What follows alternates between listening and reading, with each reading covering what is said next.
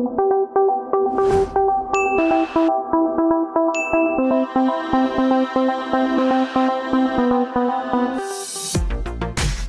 Solo ini mempunyai potensi yang besar terkait dengan total peredaran uang ataupun nilai tambah yang dihasilkan oleh Kota Solo. Jangan sampai dengan pembangunan yang luar biasa tapi menimbulkan side effect. Kita akan menghabiskan, akan memutarkan uang 1T dalam 1 minggu. Ini akan sangat nendang sekali. Solo lost doll supaya bangkit ekonominya.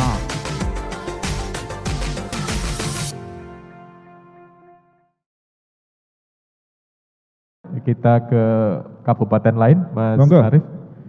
Ya, kita urutkan dari sebelah saya. Ya. Bu Wiwis, silakan. Boyolali bagaimana recovery situasinya tahun 2022 ini? Monggo, silakan Bu Wiwis. Ya, terima kasih. Sudah. Ya, terima kasih Pak Warmin. Bismillahirrahmanirrahim. Assalamualaikum warahmatullahi wabarakatuh. Yang terhormat mungkin Bapak Gubernur, Pak Ganjar Pranowo apabila mungkin mengikuti acara ini. Yang kami hormati juga para narasumber, utamanya ini dari Solo Pos yang mengundang Kabupaten Boyolali, utamanya Bapak Bupati yang saat ini karena kondisi kesehatan beliau istirahat sehingga mewakilkan kepada kami dari jajaran Setda Asisten 3 untuk bisa mengikuti acara ini hingga selesai. Terkait adanya satu momen untuk tema Recovery Together, Recovery Stronger, saya pikir satu hal yang sangat luar biasa menjadi komitmennya dari semua jajaran stakeholder yang saat ini pun juga komitmen sangat luar biasa, baik dari Apindo, dari OVO, dari OJK. OJK luar biasa Pak Wimbo, kemarin tahun 2019-2020 hadir di Boyolali dengan adanya satu program UMKM, saat itu membantu para pedagang kami yang berada di lingkungan wilayah Selo. Wilayah Selo di bawah lereng Merapi Merbabu, sekiranya yang kemarin itu agak terisolir, alhamdulillah kemarin dari OJK sudah hadir di sana.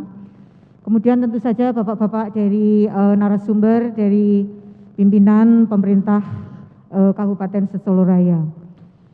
Mensikapi adanya recovery yang memang sudah hampir 2 tahun, Boyolali saat ini pun juga masih level 3 Pak. Kemarin kita level 2, sekarang kita ada instruksi menteri kita masuk level 3 sehingga pensikapan terhadap itu sangat luar biasa. Bahkan kita kalau yang namanya orang untuk menyelenggarakan hajatan saja juga sangat luar biasa satgasnya untuk bergerak untuk sehingga di Boyolali untuk level ini bisa teratasi insya Allah nanti sebagaimana tadi dari Bapak Wali yang mungkin insya Allah ke depan kita segera berbenah diri. Terkait dengan recovery ini memang kalau kita berpikir sungguh sangat luar biasa potensi Solo Raya, barometernya Indonesia, barometernya Jawa Tengah, saya pikir semua menengok ke Solo Raya.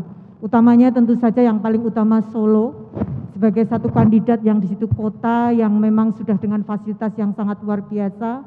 Harapannya tentu saja bisa menggandeng kita, kabupaten kota yang kecil-kecil seperti ini, dalam rangka untuk mari berkembang bersama. Yang besar tidak akan tumbuh besar kalau tidak ada yang kecil-kecil, mestinya seperti itu. Sangat-sangat sederhana logika berpikir kami. Multiplier efek terhadap pengembangan UMKM itu juga sangat digerakkan oleh Bapak Bupati kami, Bapak Muhammad Said Hidayat, melanjutkan apa yang menjadi kemarin sudah menjadi garis dari pimpinan yang terdahulu, Bapak Dr. Andes Seno Samudro. Sehingga bagi kami memang kalau berpikir tentang daya saing terhadap perwilayahan, pasti kita tidak akan berpikir masing-masing itu Solo Raya mestinya saling bergandengan sehingga ego perwilayahan ini juga harus dihilangkan. Mari kita bergandengan tangan, utamanya tadi betul banyak sekali penonjolan yang terkait dengan daya saing kita terkait dengan ekonomi kreatif, kemudian yang tentu saja itu diselenggarakan oleh teman-teman UMKM dan tentu saja dengan melihat potensi kita masing-masing di kabupaten kota. Kita punya di Karanganyar ada Gunung Lawu, kita punya Merapi Merbabu, itulah potensi alam yang mungkin tidak ada duanya. yang sebisa mungkin, karena kemarin juga kami berada di Dinas Pariwisata, di situ kami mencoba sport tourism juga, betul Pak Wali, betul sport tourism ini menjadi satu ujung tombak kita juga di Boyolali. Selain tentu saja efek jalan tol sebagai multiplier efek itu memang kita bagaimana harus mempunyai daya saing yang bisa ditoleh oleh para destinator yang akan mengunjungi berbagai wilayah di Solo Raya, sehingga dengan kelebihan masing-masing kabupaten kota tentu saja harapannya ada sinergisitas. Tadi betul disinggung mengenai sinergisitas yang terkait dengan transportasi, kemudian industri ekonomi kreatifnya.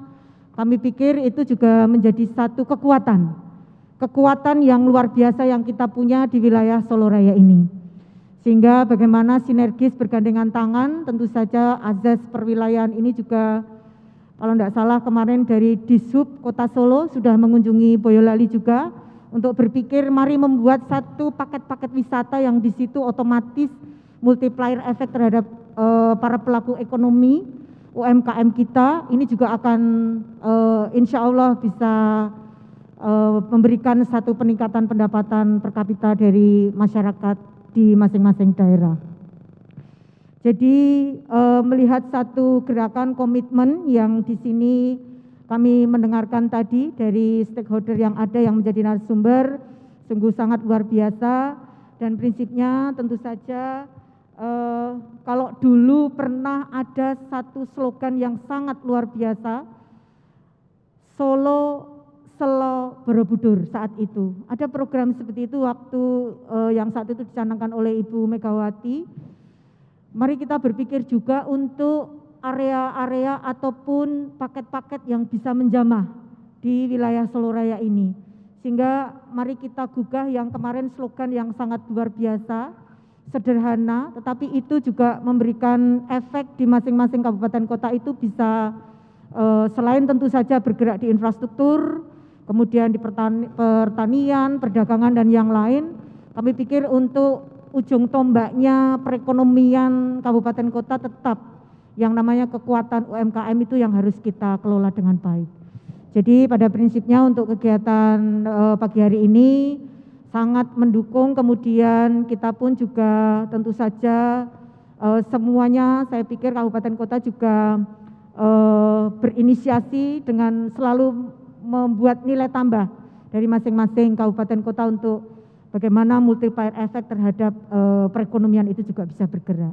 Itu saja Pak Warmin, Pak Arief yang mungkin dipesankan kepada kami untuk bisa kita share bersama-sama. Jadi sekali lagi yang besar gandeng yang kecil, yang kuat gandeng yang lemah, ini pun menjadi satu slogan yang sangat sederhana. Terima kasih, kami kembalikan. Assalamualaikum warahmatullahi wabarakatuh. Ya, waalaikumsalam. Makasih Bu Wiwis. Tadi biar punya tiap kabupaten kota harus punya keunggulan yang bisa ditengok oleh orang supaya datang berkunjung begitu ya. Dengan keunggulan masing-masing. Dengan keunggulan masing-masing. Karena length of stay itu tidak sederhana ya. Jadi bagaimana menginap di Solonya bisa 2-3 hari. Hari pertama mungkin ke Karanganyar, hari kedua ke Selo kayak gitu Selo, ya. kita punya homestay yang Iya. di situ juga back to nature untuk kembali ke alam pada saat berbicara kita ini wisata alam seperti itu. Iya, baik. Ya, baik. Dari Boyolali, Mas Arief, Mas Abe, kita langsung geser loncat ke Sragen, ya, ke Pak Dwianto ya, yang mewakili Bupati Sragen. Karena di Sragen itu punya beberapa cerita menarik. Kemarin kawan-kawan Sragen membangun New Kemukus baru dan sebagainya. Dan mudah-mudahan nanti juga akan ada kejutan-kejutan lagi, karena dengan adanya tol itu juga impact-nya ke masyarakat Sragen juga ternyata luar biasa. Bisa diceritakan nanti, silakan Pak Dwianto. Iya, monggo Pak. Terima kasih. Assalamualaikum warahmatullahi wabarakatuh. Alhamdulillah wa syukurillah yang kami hormati Pak Gubernur, Pak Wimbo, Bapak Wali Kota Solo, Bapak Bupati Karanganyar, dan Bapak Ibu Bupati Solo Raya dan tentunya Solo Pos. Mohon izin kami dari Sragen mewakili Bupati, kami dari Bapeda menyampaikan bahwa terkait dengan recovery ini Sragen telah melaksanakan beberapa hal, karena kita ketahui bersama bahwa kemampuan keuangan daerah rata-rata nasional itu sekitar 12%, tadi sampaikan oleh Pak Kara juga.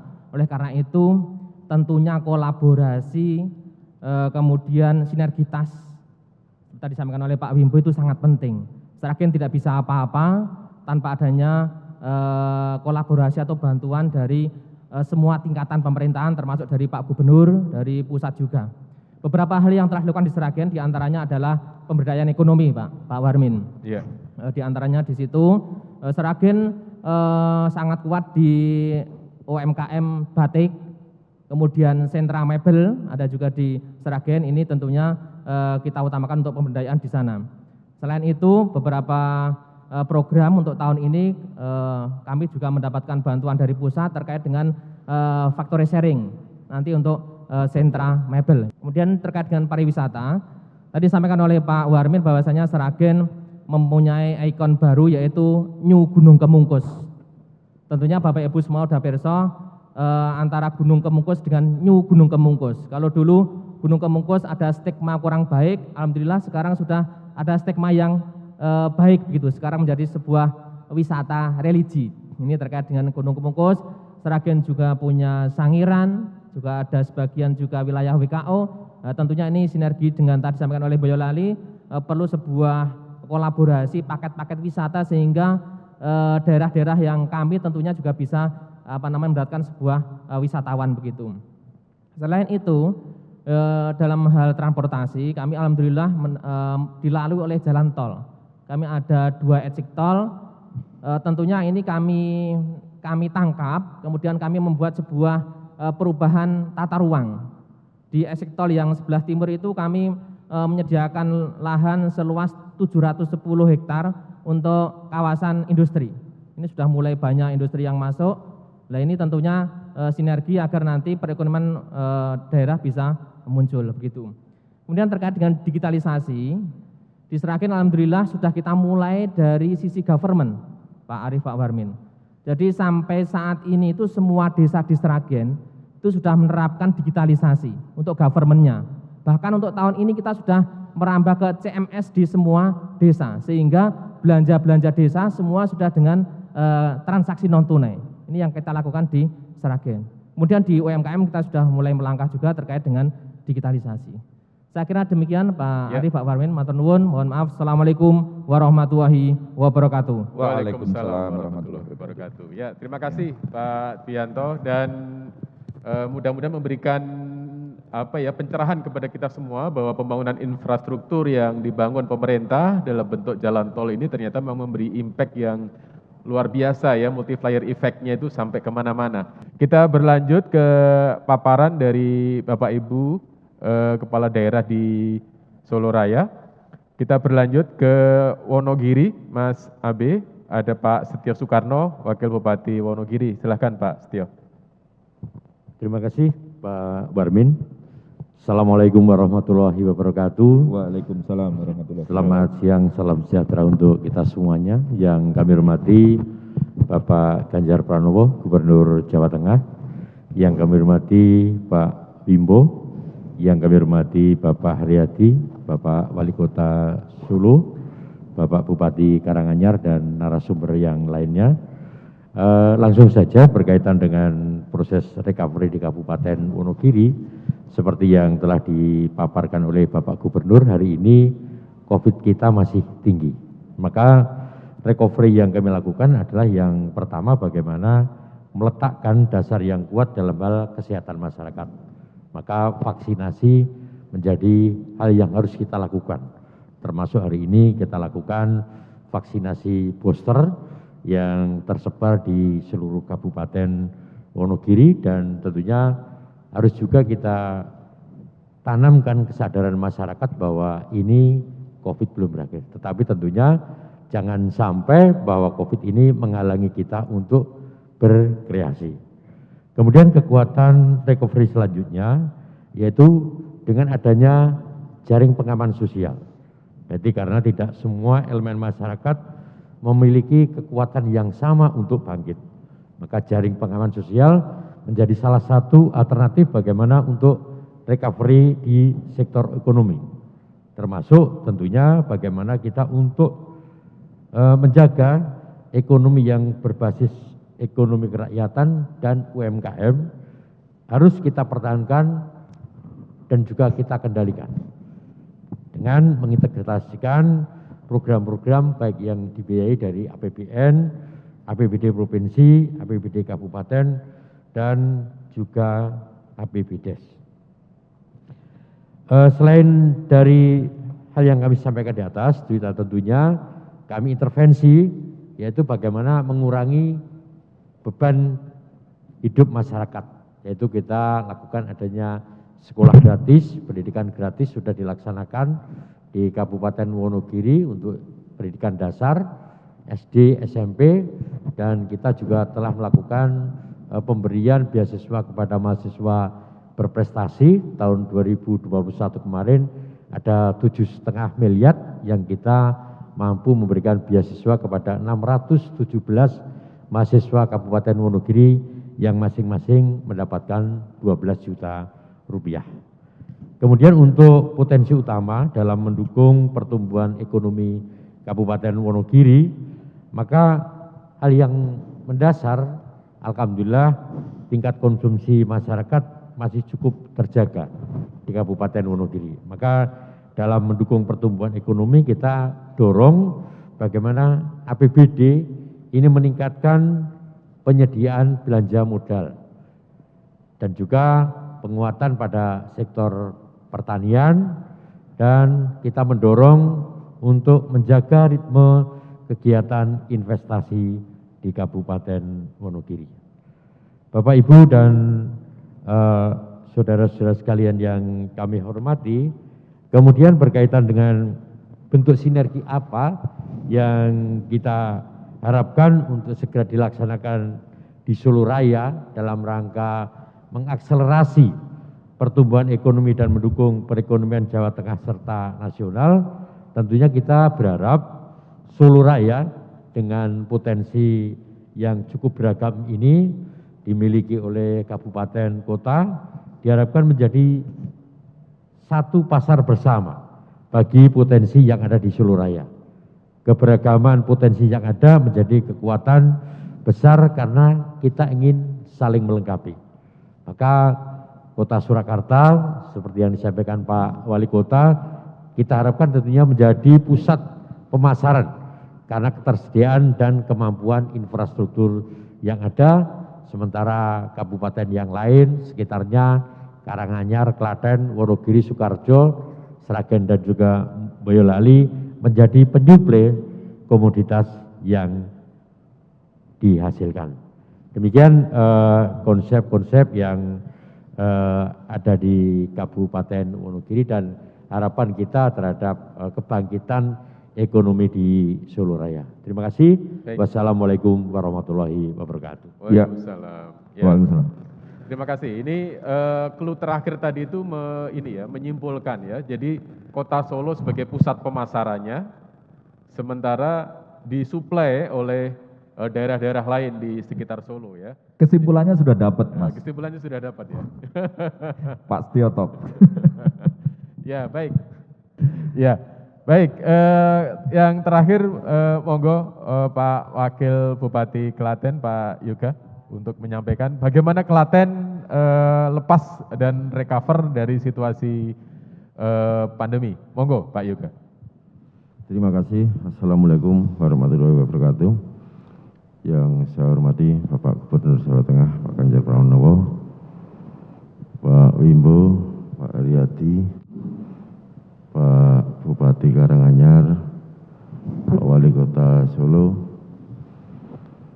Ibu yang mewakili Bapak Bupati Boyolali, Pak Dwi yang mewakili Ibu Bupati Sragen, Pak Wakil Bupati Wonogiri. Syukur alhamdulillah kita diberikan kesehatan. Pada kesempatan ini, sarasian ini semoga nanti bermanfaat bagi masyarakat di Solo Raya. Dalam hal ini Kabupaten Klaten dalam program recovery-nya dilakukan melalui program unggulan daerah yang antara lain ada Klaten Mapan. Klaten Mapan ini merupakan program penguatan ketahanan pangan daerah. Di Kabupaten Klaten dilakukan inovasi-inovasi oleh semua OPD dan dalam rangka ketahanan pangan ini dengan berkurangnya lahan pertanian untuk jalan tol, sehingga kita perlu meningkatkan inovasi dengan memanfaatkan lahan-lahan di wilayah Kabupaten Klaten untuk penguatan ketahanan pangan, dan di Kabupaten Klaten juga sudah ada inovasi dengan modifikasi padi rojo lele menjadi padi produk unggulan Kabupaten Klaten dengan nama Srinar Srino Sriten, dan sekarang sudah dikonsumsi oleh seluruh ASN Kabupaten Klaten, di mana paritas itu PVT-nya atau hak patennya dipegang oleh Pemda Klaten. Kemudian juga memanfaatkan lahan-lahan pekarangan dan tanah-tanah kosong untuk tanaman palawija maupun untuk rempah-rempah atau pohon-pohon untuk meningkatkan pendapatan. Kemudian juga ada program Klaten Keren, yaitu promosi pariwisata. Dengan adanya tol yang melalui Kabupaten Klaten, kami perlu untuk membuka destinasi-destinasi wisata di Kabupaten Klaten, dan baru saja kita buka, yaitu ada jembatan gantung Gir Pasang yang setiap hari pengunjungnya lebih dari 5.000 pengunjung. Kemudian di Rowo Jombor ada Rowo Danau Nyi Rakit, itu sudah kita buka dan sudah dilakukan renovasi.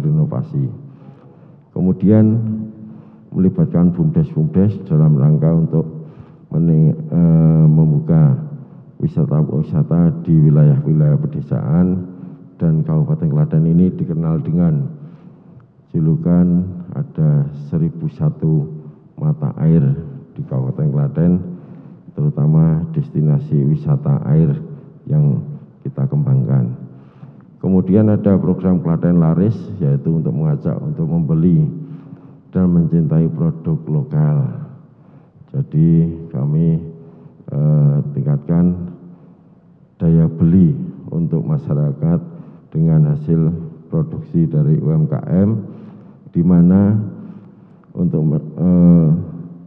recovery ini di Kabupaten Klaten sudah dilakukan dengan program subsidi bunga sampai 80% kepada pelaku-pelaku usaha UMKM, sehingga mereka hanya terbebani bunga sebesar 20%, dan itu kerjasamakan sebagai bank penyalurnya ditunjuk oleh Bupati kepada Bank BPR Klaten dan BKK Tulung di Klaten. Kemudian juga ada program Klaten Santer yang merupakan maksudnya adalah sahabat investor, di mana Kabupaten Klaten sesuai dengan review tata ruang yang baru sudah disediakan ratusan hektar untuk zona industri besar, dan Kabupaten Klaten ini terletak di antara Jogja Solo yang sangat strategis. Kemudian dengan dibangunnya tol, yang perlu diperhatikan adalah strategisnya adanya 3 pintu exit tol, yang mana itu sangat mendukung upaya-upaya kita dalam rangka recovery dampak dari pandemi. Dan selain itu, Ibu Bupati bersama kami jajarannya juga melakukan kegiatan-kegiatan, yang mana kegiatan-kegiatan ini sifatnya untuk mendorong, mensupport masyarakat di Kabupaten Klaten untuk menggalakkan dan mengupayakan semua potensi-potensi yang ada di Kabupaten Klaten. Dari kami, singkat saja karena waktunya sangat terbatas. Sebenarnya kalau kami sampaikan 2 jam belum selesai, Tapi tadi Mas Arief sudah kedip-kedip, saya paham. Terima kasih atas perhatiannya. Wassalamualaikum warahmatullahi wabarakatuh.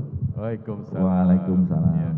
Ini Pak Warmin, ini luar biasa, sudah lengkap semua Ya. para pimpinan daerah dan juga pandangan-pandangan dari para tokoh luar Solo. Ini Pak Yoga makasih ya, top Klaten, sumbernya mata air Solo.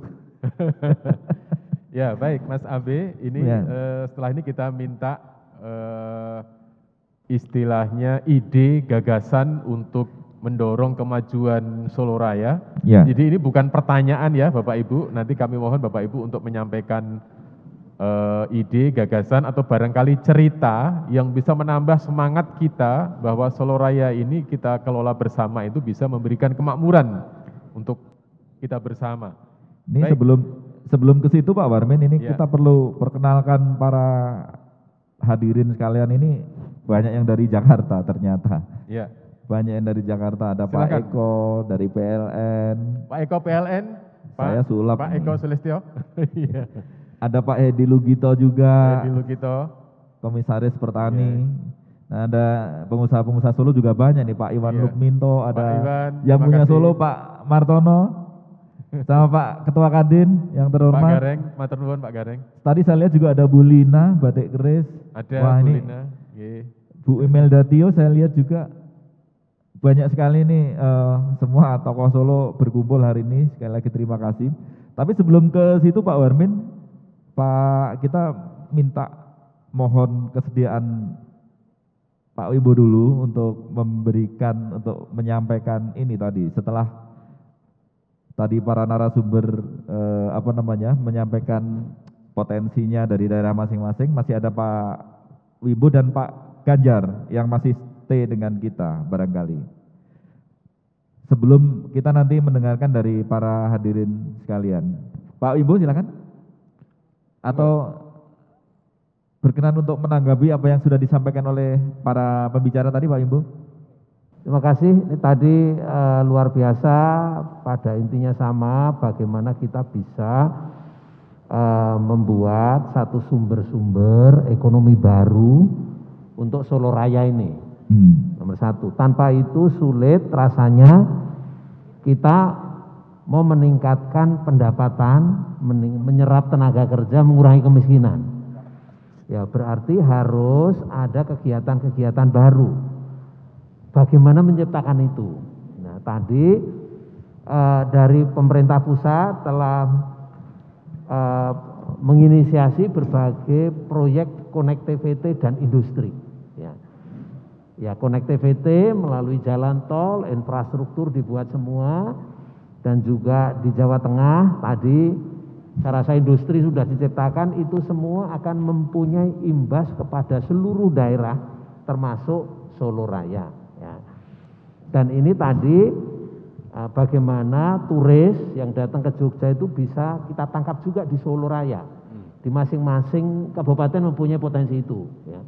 Dan itu bisa menggerakkan aktivitas nanti UMKM bagaimana mensupportnya, mulai dari industri kerajinan, mulai dari penginapan dan sebagainya.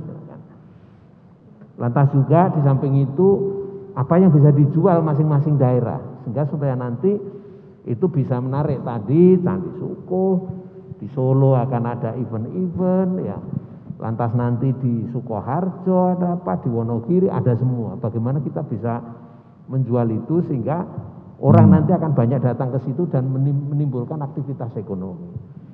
Lantas juga industri yang ada di luar, even di luar Solo, Solo Raya itu nanti supply bahan baku kan dari daerah sekitar sini.